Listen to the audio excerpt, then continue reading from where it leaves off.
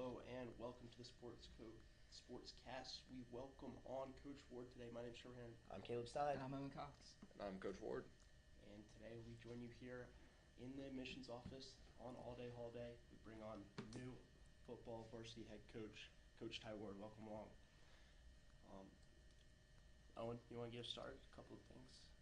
All right. I had some questions. I know kind of your story. We read about it a little bit coming in the press release, but I'd like to ask you, it's a new year, new school, new team.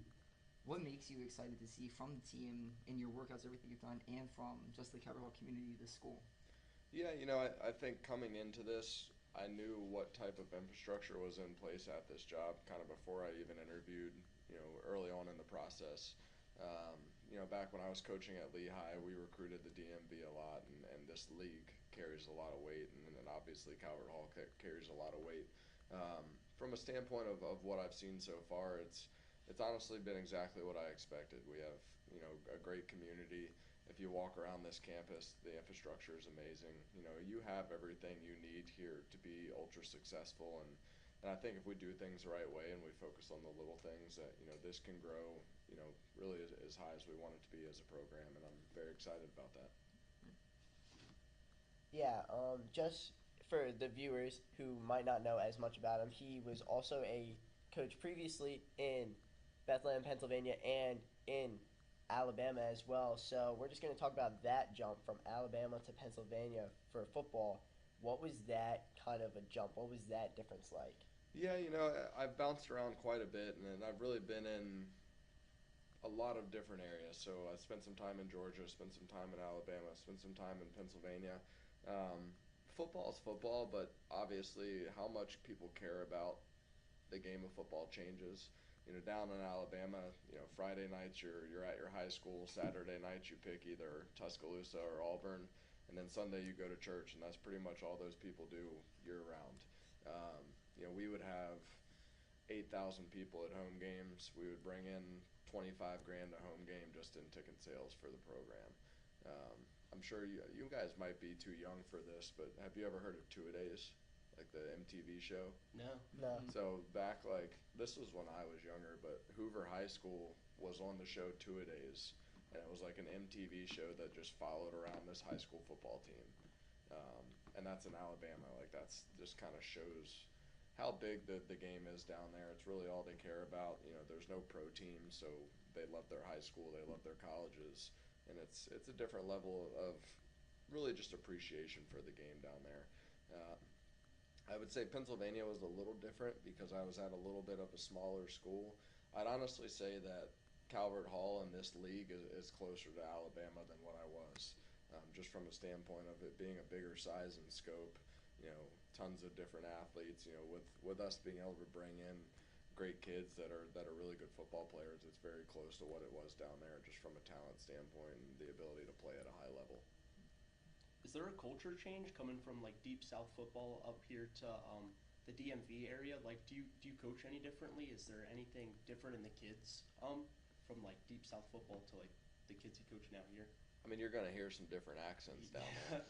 But the biggest thing is I think kids want to be held accountable. I think kids want to be pushed, and they want to find their new limit. And, I think our guys have been really excited about that just for the couple of months that I've been here, is just trying to find a new bar of what our standard is, and trying to put themselves to a different level, trying to hold themselves to a different level of accountability. And I think kids want to do that everywhere. Everywhere I've been, that if you just hold somebody to a standard constantly and you push them to be a better version of themselves as consistently as possible for as many days as possible, kids eat that up, and everybody wants to be great. I don't think I would ask any of you guys, hey, do you just want to run an average podcast, or do you want to run an elite podcast?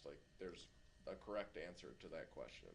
And I think every kid at this school wants to do things at the highest level, so we're going to try to run the most elite program we can. For sure. And you talked about everybody buying in, and I've already seen it early this year, the 5 a.m. workouts, Coach Brandon and Willpower, PT. You can see the guys buying in early.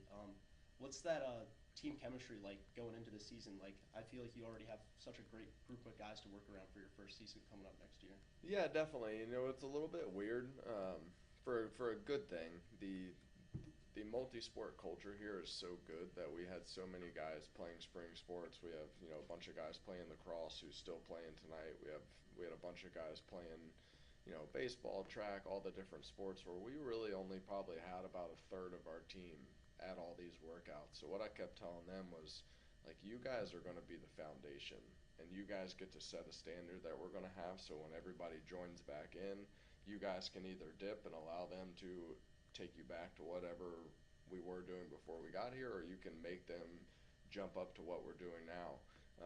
And everybody that we've added in as different spring sports come to an end, as different guys add into the program, or even guys that maybe are just deciding they want to try football for the first time, you know, you're seeing a lot of buy-in, you're seeing some great leadership, and guys just trying to fall on board with that. And you know, I think when I look at our group, I think we're going to be significantly younger than we were last year. You know, I think there were 35 seniors on the team last year. A bunch of those guys are going on to play college athletics, and we're going to be a young team because of that. But we got a lot of guys that are hungry. We got a lot of guys that are talented. So it'll be a fun year to just see what we can grow to and see how much potential we can unlock. For sure, that was definitely a touching point of mine too.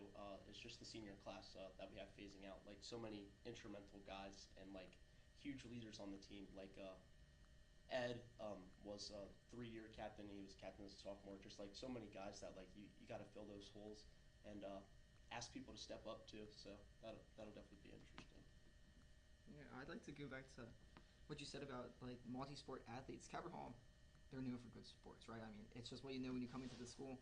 This year, I feel like they've been great. Baseball is in the championship. Lacrosse plays the championship tonight. JV lacrosse already won. JV baseball lost in the championship. When your football program sees those other teams go that far, go the distance, make the championship, how does that kind of encourage you guys to perform up to that level of Cabot Hall sports? Yeah, I think it just comes back to mindset training. So if you look at just the spring as a whole, I'm pretty sure that every spring sport at least made it to the championship. We may not have won it, but I think every sport has made it to the championship, which has been awesome, and we've won a handful of them, and obviously there's still a couple being played. And what that does for the football program is you look out there and you see that it's possible, but what we have to do as a program first is start to believe that we are those things. There's a little bit of a misconception that, you know, this is a lacrosse school or this is this or that, and that's the only sport that can be elite. But I look around the school and I'd say that infrastructure that lacrosse uses to be one of the best programs in the country, we have all the same infrastructure in place. We just have to believe that we're that as well. I talk to our guys all the time about, you know, if we just do things the right way, we keep following an elite process, we can be a national program. We can obviously play in an amazing league, but then we can be pseudo-national and go play a Bergen Catholic from Jersey. We can go play a Malvern Prep from Philly. We play LaSalle next year, who I think honestly will probably be the best team in Pennsylvania next year. You know, I'd eventually like to get down and start playing some of the really good schools in the DC area, like St. John's and some of those teams, and that's what I want us to be. But before we can get there, our kids have to believe that that is what our future is, and I think we're starting to turn the corner there, and it starts just by following an elite process.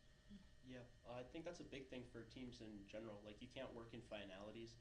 A big thing that lacrosse team preaches, like a lot of them are my buddies, and it's like everything's a step-by-step process. Everything's a piece to the puzzle, and if you think about the picture already being painted, you're never gonna like put the first stroke on the canvas. Like, you got to start somewhere and piece it together. Yeah, and I think one thing I tell the kids all the time that may be, it's kind of a stupid simile, but like there's no elevator button that we can just press and get to the top. Like, if you want to get there, you got to take the stairs, and that's what I tell our kids every day, that every one of these workouts, whether it's in the afternoon, whether it's in the morning, whether it's, you know, extra training on the side, these are just little steps that we're taking to get to the top, and you know, we're not just going to be able to jump and get there. It's going to take a little bit of time, but all these kids are hungry for it, and I'm excited to keep working. You've been a championship guy for most of your career, with Patriot League championships at Lehigh, Pennsylvania State championships, and the runner-up last year. So what are you going to bring? What are you going to, like, motivate your guys so that you can also be that championship level here in Maryland? I think it just starts at the roots. Like, you can't just say, oh, we're going to have this scheme that's going to make us better than people. Oh, we're going to have these couple of talented players that are going to make us better than people. You know, it all comes back to the intangible qualities that you have as a team. It all comes back to the little things. You know, can we start behind the line every time we do our warm-up? Can we wear the right clothes every time we go out to work out? Like, the little things mean the most when it comes to sports, and you'll see that on the field as well. That's what turns into penalties. That's what turns into turnovers. That's what turns into just little minute execution points and all the little intricacies that we have in our plays. And it just comes back to doing the daily things at the highest level. Like, you can't be too forward thinking. You can't try to get ahead of yourself. One of our main things we say every single day is ATD, and that's very simple. It's attack the day. Like, we just want to worry about what's in front of us. And if we get really, really good at being a Sunday to Thursday team and doing all those little things the correct way throughout the week, we'll be pretty good on Friday nights. Yeah, that's pretty big. Just like building mental toughness in the squad. And I feel like in previous years, I don't really want to speak for the team, but like I feel like a couple of things were taken for granted. Like, it's like expected, like with the size of Calvert Hall and the size of like Loyola going to the Turkey Bowl, that like you can walk into that game and we should be able to win it. And with us dropping 3 or 4 last year, I feel like the squad can't really take anything for granted. And building that mental toughness, having everybody buy in that every day matters, every practice matters, is definitely something the squad needs. Yeah, and I think we're getting a benefit to that because the senior class was so big last year, and because it was such a talented group. I think that lends you to almost have that happen naturally. Sometimes you think, oh, we're pretty good, we're just going to go out and be successful. Our guys understand that they lost a lot. Our guys understand that, hey, we're going from a senior class of 35 to about 18. We have to be so good at all the little things. We're going to play a bunch of sophomores. We have to be so good at all the little things because we're not going to be as experienced. We're not going to have as many older guys. So we're going to have to focus on kind of the ground roots of what makes teams successful. And I see it as a benefit. Like, a lot of people are like, hey, you might be walking into a rebuilding team there. I walk around these halls. There's plenty of talent everywhere you look. You just got to know how to cultivate it the right way. You got to know how to focus on the right things. And I think that's what we've done through the spring. You know, we haven't done any football. We haven't ran any plays. We haven't done any installs. We're just trying to get great at training and at our process being perfect every single day, and that'll eventually get to us being really good at football. Do you have a specific, like, I'm gonna say, identity that you want your team to be? Like, Andy Reid is big offensive scheme guy. Do you coach that way, or do you coach a lot of well-rounded, like you're saying, ground-up stuff, or would you prefer to have a really good defense? You know, defense wins championships. Yeah, you know, I think if you're a great coach, I think you have to change year to year based on what's in the cupboard. So, you know, if we walk out and one year we have 300 pounds across the board with a stud running back and 2 tight ends, we should probably run the ball a lot and maybe take shots and play action off of it. If we show up the next year and we have a quarterback that's Tom Brady back there with 4 really good receivers, well, we got to change our offense to fit that. And it's no different on defense. Like, I don't think football is about plays and playbooks. I think it's about players and how do you get those guys in space and how do you get correct matchups to be successful. So my job and our coaching staff's job is to look at what we are, look at what we have, and then how do we make the best group out of that? How do we get the ball in the right spots? And at the end of the day, because it's not about plays and playbooks, it brings you back to all those intangibles. So if we continue to do those things at a high level, and then myself and the rest of our staff just put us in good situations, good things should happen off of that. You know, I use this joke all the time, more so when I was in Alabama because of Nick Saban, but like, if Nick Saban was up in the stands watching our game, I wouldn't want him to come down on the field afterward and talk to me about all the great plays we had and great schematics we had. I would hope that the first thing that he would say is that we fly around, we run to the ball, and we tackle really well. Like, if we do those things, if we're relentless to the ball, we tackle effectively, and we got 11 hats always around the football, we're going to be really good on defense. It doesn't matter what you run. Like, you have to do those things at a high level. And I think it all ties back to us preaching the little things. If everybody does their assignment, if everybody makes their block, if everybody does the little things at an elite level, it's all going to come together. At the end of the day, I feel like sometimes it isn't stressed how much of a team sport football is. Like, if everybody doesn't do their part, it's not going to look pretty at all. So pressuring the little things, making sure everybody's tapped in into the stuff that might like be regarded as doesn't matter is huge. And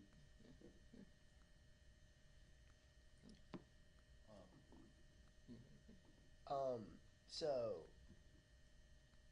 you obviously were down in Alabama for the Iron Bowl, and here in Maryland, especially in the Towson region, we have our own thing, the Turkey Bowl. How much do you know about that? And please, how are you gonna get us back in the win column there? Yeah, I've been around some pretty important rivalries and some pretty long lasting rivalries. Obviously, the Iron Bowl down there is a lot of fun, but I also played at Lehigh University, which has the Lehigh Lafayette game, which is the most played game in college football history. A lot of people always look at Michigan, Ohio State, and they're talking about oh, that's got to be the oldest and the most played game. Ironically, it's not. It's Lehigh and Lafayette has been played more than any other game in college football. Which is kind of cool. I thought it was Wisconsin, Minnesota, something like that. No, that might be for the FBS level, but Lehigh is more like Towson than the FCS. So that's the most played game in college football history, and there are a lot of alums and a lot of people in that community that's the only thing that matters. Just like you hear around here that the Turkey Bowl is the only thing that matters.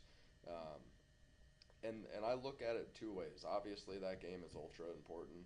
The only goal we're going to have is to win the last three, and if we win the last three, we'll be MIAA champions and we'll win the Turkey Bowl. Yeah. So that's the only goal, and then it goes back to standards. How do you get there? How do you end up making it so the Turkey Bowl is the most important thing? And the only way you can do that, and the only way you can be that on Thanksgiving is if the other 364 days you're trying to do that as well. What I talk about a lot with guys is you can't just turn it on and turn it off. You can't just be a Friday team or you can't just be a Thanksgiving team. You're always going to fall back to whatever your training is. I don't believe that there's such a thing as rising to the occasion. That doesn't exist. We're going to fall to whatever our best level of training is. So if we train at the highest level year-round and we always try to make everything important, then it'll be important on Thanksgiving as well. So that's what we're going to try to do. I mean, the more that we can focus on competition, the more that we can focus on execution. I don't care if it's checkers in the cafeteria. I want our guys to be trying to beat everybody's tail when they're doing that too. So if we just keep focusing on the little things, I think it'll matter once we get to Thanksgiving as well. And that's obviously the pinnacle of what we're going to do this year. Kind of taking a break from grilling you here, kind of turn into just Calvert Hall sports. We have a lot on the slate regarding the spring campaign. As we touched on earlier, it's been highly successful, but lacrosse coming up tonight at 7:30 at Towson, and then Caleb and Owen can definitely touch on the baseball scene for us. Owen, you want to let me know how the guys are looking? I think they play Sunday, no? Baseball plays Saturday at John Carroll, 11 a.m. game time. Finals, right? Yep, championship. Yes. It'll be best of three, play at Saturday, and then Sunday and Monday, both at Joe Cannon Stadium down by Arundel Mills. The Calvert Hall team and John Carroll, I mean, they're always close games, right? We lost the series. They swept us by 1 run each game. I mean, I'm sure Coach Kerr and the players on the baseball team will tell you they should have won every single game. They think they can win every single game. I'm excited to go watch. It should be close. It should be fun. It'll be high energy. It always is between the two teams. Caleb and I will make the trek up there tomorrow, and I'm expecting to see high quality baseball, and I'm excited. It should be fun. Yeah, for the first time in a couple years, first time in 3 years actually, Archbishop Spalding's not in the final. We finally knocked them out after we swept them 2 games in the best of 3 series earlier this week. There was just some great pitching performances done by Calvert Hall there. Ryder So in the first game went 6 innings, allowed 1 run. Peter Bayshore went all 7 and allowed 1 run. So, I mean, we do have more rest than John Carroll. That is for sure. They played their game yesterday. So we're going to see how the pitching matchups work for both teams, especially tomorrow and then Sunday. Hopefully, both teams don't want to make it to Monday. That's just for sure. But Calvert Hall doesn't want to make it to Monday, as in they want to win Saturday and Sunday. Did their series go 3 games or 2 games? For John Carroll, they went 2, but the 2 games were first rained out at MSJ. Oh, okay. So, they kind of lost... they kind of lost some days, yeah. Yeah, they beat MSJ by 1 the first day on Monday, and then beat them by 3. But I was expecting MSJ was What day fourth did seed. Park pitch? Park, I think it was day 1. I think when they lost by 1. Yeah, but definitely a good series. It kind of sucks, like, the timing of it. Senior Prom Saturday, so, like, Right. That's why the game's at That's why 11. it's so early. we were talking, but, like, a lot of hypotheticals here. If the lacrosse guys do it tonight at 7:30 and 11 a.m. Go time all the way up in Bel Air might not be in the wheelhouse. You just hit your prom pictures at the baseball diamond. Yeah, Show or up in full tux, or, I ready mean, to rock might- and roll. just come out to the closing game at Sunday at Joe Cannon. That also works too. I wish they did it like I don't know why they do. I mean, I know why they do Joe Cannon, but they should do like home away and then Joe Cannon instead of home for John Carroll and then Joe Cannon. Yeah, It's like I mean, I get John Carroll's a higher seed, but it's a very big disadvantage for Calvert Hall. yeah. It's just so bad too. Like, exams are Monday too for, like, seniors. Like, it's just That's not a good schedule for us to go support at all. And, like, all of us are talking, like, that kind of annoys us. Like, we wish.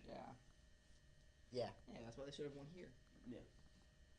But it's fine though because everyone's going to be supporting at Johnny Unitas Stadium at 7:30. Trevor, please set the stage. You'll catch me front row with the drum. Beach theme. Everybody needs to be on theme. And then, Give us some examples of what you want to see out of the beach theme. gotcha. What are we looking That's true for? because I'm coming. I need to know. Okay, so my current attire is I've got the flip flops going. We've got a nice little bathing suit. I've got a button down Hawaiian shirt, and then I've got what do they call them? Like a lulu or something? Like the Hawaiian flower thing. Lei. LA. Same thing. Thank you, Miss Latke. And then I've got the Calvert Hall bucket hat that we did this year. Great Should I pull promo. up in that? Great promo. We've got that, and then game time decision might cover the body in sunscreen. That's not necessary, but we need bathing suits and Hawaiian shirts. I think should be the standard. Hopefully the rain stays away. It looks you'll like have a bathing suit on, so Yeah. you'll be Yeah, okay. that's true. That's true. It would wipe off all your sunscreen. yeah. That's what my mom was like hacking into me for. Like, oh Trevor, you're so stupid. You're gonna go in sunscreen. And I was I like, hope your Mom. mom's not watching. I was like, Mom, just say you haven't had fun in high school. Like, Oh, now I really hope she's not watching. So that one, there's a couple good ideas. We've got a couple tricks up our sleeve for the student section. We're definitely getting rowdy. Well, I'll be on the field. I probably won't be in a swimsuit. Yeah. But let's keep the rowdy to a tasteful rowdiness. It's So refined. I don't It's- have to come up into the stands and. It's been Calm refined you as guys of down a little recent. bit. I would say we've settled down a little bit. Spalding, right? Yeah, that's where it kind of changes. It's Spalding. I feel like Calvert Hall has established a newfound rivalry with Spalding. I feel like Right, we're always right. finding them in championship games. Football, Baseball. baseball, lacrosse, hockey, literally everything. Yeah. Like we're finding us matched up versus Spalding for key games or games that matter a lot. So They're always good. yeah, and they're always good, and they're always packed. Like Spalding turns out, and I mean, it also helps that every single venue is near Spalding. They have such a geographical advantage over us for everything. They're like 10 minutes from Joe Cannon. They're like 20 minutes from the ice rink. We're All a the little football bit games closer are at to old Navy. Johnny U, though. yeah, And Johnny you guys Johnny just- used home turf. It's right This down is there. the first today. time, and it's going to be huge. First time for us. What, it do you know being what side close. we got? I don't know, whatever side. We're the lower seed, so I would assume they would put us On the away side. probably on the away side. Or I don't know. I mean, I'll for probably have us lacrosse, behind our. everything's I'll on the probably same have us side, right? behind our bench. Yeah, Right, right, right. Since the teams are on the same side, they made us do sides for the stands. Yeah. Lacrosse sidelines, everybody's on the same sideline. So I don't know if I've ever been to a lacrosse game. So. you Tonight, haven't? it'll be like a Wow, fun. that's quite a shocker for Maryland too. I'm not a big lacrosse fan. You're living That's in fair. the wrong city, brother. I know. Might need to tap in. Definitely coming to support today at 7:30. I think the guys got it. A lot of confidence from them. It's a little bit worrying, to be honest. They're kind of scaring me with the confidence. But I think the other thing you have to worry about, and this is probably more coach speak than anything else, today is a different day than what they're normally used to heading into a game. Like, they weren't at school today. They didn't have their normal routine. I know I saw some of them in the parking lot earlier. I think they got brought in for like a brunch or something. yeah, they had try breakfast. try to get it back to some sort of a normal scene where they're at the school for a little while. So that's just my coach brain going, like, you got to fight through some of that stuff. You got to find a way to get back to whatever your normal routine as a player and a coach, and hopefully the guys were able to do that today. Yeah, like there's a ton of downtime. I know brunch just finished up like 11:30, and the game's at 7:30. They're leaving at 6, so like that's 7 hours for the guys to kill. Like, Right. I feel like that's kind of scary. You always talk about like, oh, is the team going to perform well off the bye week, or like when teams' routines changes, you kind of see something there. Coach Ward, how do you keep a team in check? Like, if a routine changes, say you get like a delay, or like you're stuck in traffic, like how do you keep your guys mentally in check? I think the biggest thing, and I'm sure Coach Kelly is going to do this today, is whatever their routine is on a normal Friday is exactly what they'll do. So if we finish school, 2:45 usually? I'm sure he's asking the kids to get here around 2:45, so they're going into the training room, they're going into the locker room, they're going out to the field for some throwing or some shots, whatever their normal day-to-day would be for a Friday. Like, that's what you got to do. You can't try to make it something that it's not. You can't try to change things because it's a championship. You got to treat this just like it's the first game of the year, and just understand that your process is what got you here. Just stick with that and you'll be fine. Yeah, I think that's a huge thing, is like not overstressing the moment. Right. I feel like sometimes you watch these games and you see the star player trying to step up and do too much for the team. Once again, it's coming back to like, if everybody does their part, if everybody buys in, if everybody goes out there, gets ground balls at an elite level, marks their man at an elite level, if everybody does the tiny stuff and like doesn't overstress the moment, it's going to come together. Like, trust the process. That's one of the things I really love about that team, is there's not like one stud that's like going to Duke. There's a bunch of really good lacrosse players that are still college level guys. Like, I mean, I was watching senior night, and it's like every single guy they called out's going somewhere, which is awesome. But there's not, one guy who's head and shoulders above the rest. It's a collective unit that every given game there might be a guy getting 3 goals, or this guy getting 3 goals, or this guy getting 2 assists, or Ben winning 70% of his face-offs. Like, you never know what guy is going to be the one that kind of sets themselves apart in that game, and I think that probably makes us hard to defend and hard to check on the other side, because you can't just key on one person. Yeah, and I feel like that's kind of been the superpower for the team this year. Like, everybody knows to do their part. Nobody's stressing, like, nobody's walking into a game like, oh, I can't lose a face-off, or we're going to lose, or like, I need to make every save, or I need to have 5 goals, 5 assists. Everybody does their part. Like, everybody chips in, and it's come together pretty well here. And yeah. What happened the last time we played them? So once again, it was a huge routine off. Spalding did not have spring break, so they were in school, but we had spring break, so everybody had to come in and then get down to Spalding. So on a day off, they had to get to Calvert Hall and then make almost an hour trip to Spalding. So I watched it, and it just kind of looked like the guys weren't tapped in mentally. Like, when they got going, it looked like Calvert Hall lacrosse, but I just felt like there was a mental lapse to start that game and just couldn't recover fully from it. What was the score? It was 11-6, but it was pretty. Second half, they went 3-3 on it, so it was 8-3 at half. Once they got so back like in they cleaned it up. Yeah. It was like, hey, you guys kind of need to clean it up, and it happened. But I feel like Spalding's a good enough squad to where they can control a game. If they're walking into a half with a 4-5 goal lead, you're not coming out of that. So I feel like it just needs to be from the get-go, and the guys really need to dial it in from. Well, if there's any theme of kind of that continued during the season, I mean, you look back to the first game against McDonough when they got so far down and almost battled back to win when we played McDonough.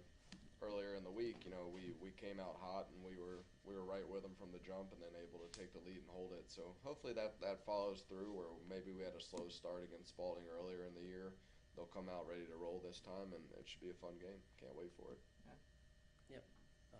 That's all that needs to be said there.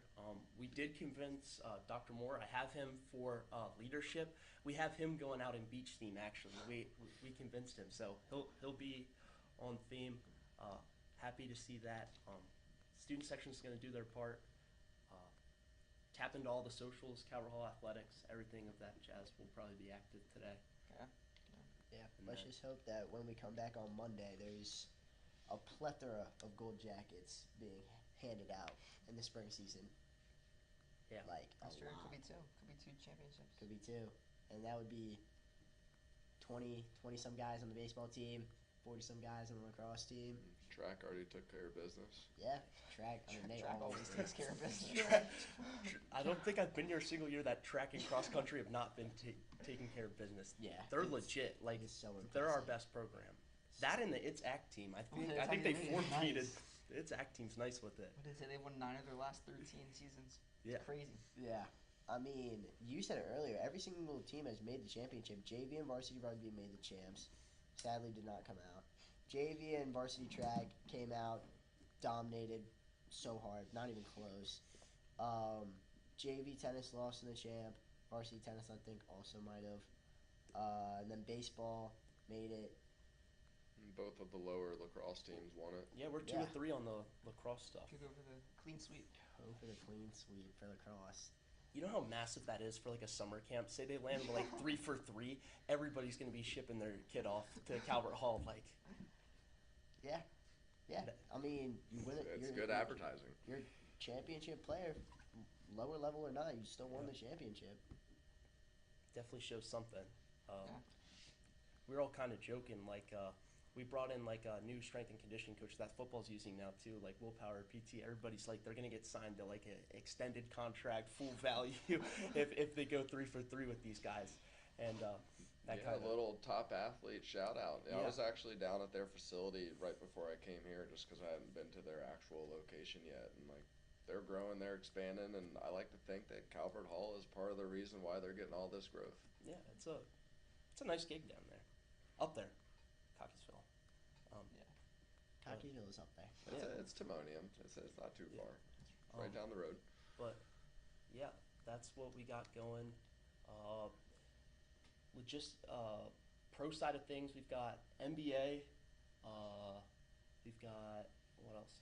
The Caps win last night. Nope. They did not. They Good. Good. What, let's 3-1? not talk about that. Good. That was rough. 3-1 loss. Yeah. Are they out? Yep, they lost the series 4-1 to the Carolina Hurricanes. I've been trying so Pretty hard bad. to get into basketball this playoff season. Like, I've really been trying to throw it on and get into it. I just can't. I just can't. Only As- thing I watch is Timberwolves. As That's it. soon as Steph Curry got hurt, I stopped watching because I knew that series was over. But the Well- only way that would have been good is if Curry didn't get hurt. I think the other thing with basketball is you don't need to watch a basketball game until the last 3 minutes. Right, exactly. Like, it I've doesn't said that matter all my what the life. score is. They could be down 20 and controlling the whole game, and then the last few minutes, and every single Knicks. playoff game, it's back to a good battle. So Yeah, just Yeah. everybody's so elite offensively that like Yeah, it's just a it can bad just product they're putting out. flip. It's They- kind of nuts. See what happened with the draft lottery? Yeah, the Mavs Crazy. landed the first pick after Crazy. shipping away Luka.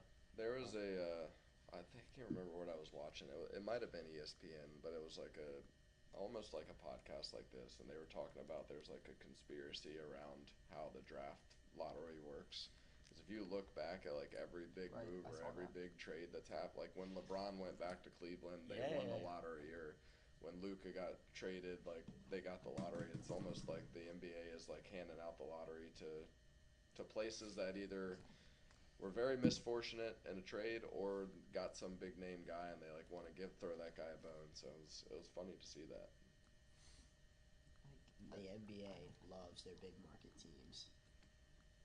You've been It's seeing the so crazy bad. stuff with the Knicks. I think the city's gonna come down if the Knicks go all the way. All I see is like Knicks edits and like New York just packed all the streets. New Yorkers love the teams. But like, I've never been able to like root for a basketball team. Like I can pick out like 10, 15 guys that like I like in the NBA, but like I've never liked an NBA team. I just like players. Have you lived in Baltimore your whole life? Yeah. What I mean. Are you like a Ravens fan? Yeah, I'm a Ravens. Are you an Orioles fan? I am an Orioles fan. So you're. I'm a missing Pittsburgh the NBA Penguins team. fan though. I'm not a Capitals fan. I'm a Pittsburgh Penguins fan. Why?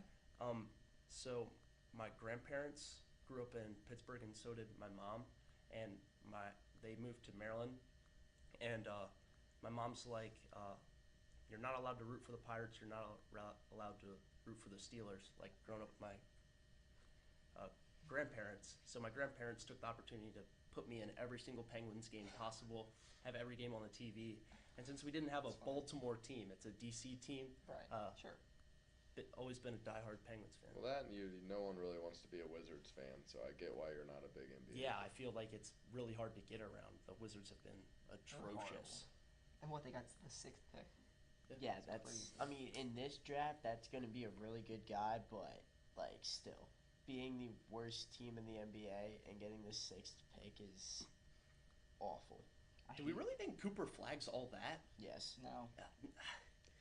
I would say yes, but I don't think he's the type of player that will dominate the NBA. I think he'll just be a really good player, but he's not going to be like a generational control the game like Luka or even like Joker or some of those guys. I just think he'll just be a really good player. Yeah, I feel like he's good for like 10 to 15 points, like 8 boards and a couple assists a game. I never see him like being like the guy the team builds around, but like I feel like he'll be very, very solid in a role position. Maybe I'm really far off on that one, but I don't watch Cooper Flagg play and I'm like, that's the guy for our franchise. Right, I agree. I think he's worse than Wemby as a prospect. Oh, yes, yes. Well, I mean, he's not 7'7", so. Still. People loved him through college. I just think the NBA is such a ball-oriented game where it's hard to be like a 4 and really control it. Like, unless you are like a point 4 who's going to bring it up and they kind of run the offense for you, who they may end up doing that with him, but you almost need to be like a point guard or a shooting guard and be like Brunson, where you're going to have the ball constantly in your hand and be able to control the game, where like I don't know if Cooper is going to be that guy. Yeah. It's only how much the ball gets fed to him. Like it's not like Flagg's going to be dribbling it up the court to start the offense. They have Kyrie for that, so. I mean, yeah, the Mavs, though, I don't even know if they're going to have AD. Kyrie, didn't he tear his ACL, so he's going to be, like, gone for, like, most of the year? So the Mavericks, all they're going to have is Cooper Flagg for the first part of the year. Which is not going to be great for them. But he will develop, and he will be good. But I feel like, especially if you're in the NBA, like, you need other guys around you. Yeah, I think if you look at all the best teams, like, you need a big 3. Yeah. Like, to win a championship, you need at least 3 studs, and they're not going to have that. So Three they're going to have guys with name value. Yeah, like sure, 3 guys that you don't look at the roster and you're like, where'd they pull this guy from? Right. Like that's. Right. I mean, it's possible if Kyrie and AD can stay healthy. No, But but that has not been possible. It's so healthy. washed. So washed. So it's probably not possible. So That brings up another overarching question for me. When do you think's the right point to like retire? Like I feel like Kyrie probably has a couple seasons in him where he's like, No, I think like, but like, at what point do you kind of like save your legacy, save like your health, and kind of just like put it away? Like I feel like, really hot take here, LeBron should have put it away like 2 years ago, and I feel like there'd never ever be any debate about like LeBron's legacy if LeBron's the GOAT. Like I feel like the more and more he stretches it on, the worse and worse it gets. I think if LeBron retired earlier, he would consistently be called not the GOAT. Once he broke that scoring record, it changed a lot of people's opinions about him. I mean, fair, but like. And I would say this. I think sport to sport, like that narrative changes. Like basketball, like how much are you really like your knees, your ankles? Maybe you're breaking down those parts of your body. That's like those things. I hate to say it this way, but those things can be replaced, and like you can still live a normal life. But with more of the physical, demanding sports like football, like maybe you hang it up a little bit earlier. You look at like Calvin Johnson, who turned it down when he was in his prime, and like Barry Sanders. His life may be better because of that. But then you look at like golf, like you're out there swinging it until you're like 60, and you're still Yeah. bringing in good money, still competing in tournaments. Shout out Phil Mickelson. I got a 15-month-old at home. I'm about to give him a golf club and just start working at it. That's the way. That's the way. That kid will make you so much money. No doubt. Just got to start thinking ahead. Yeah. The earlier you start golf, the better it's going to be for the future. And then you just hit that. Because I've already hit the phase where I was every other sport, and then I picked up a golf club, and I've just been all golf ever since.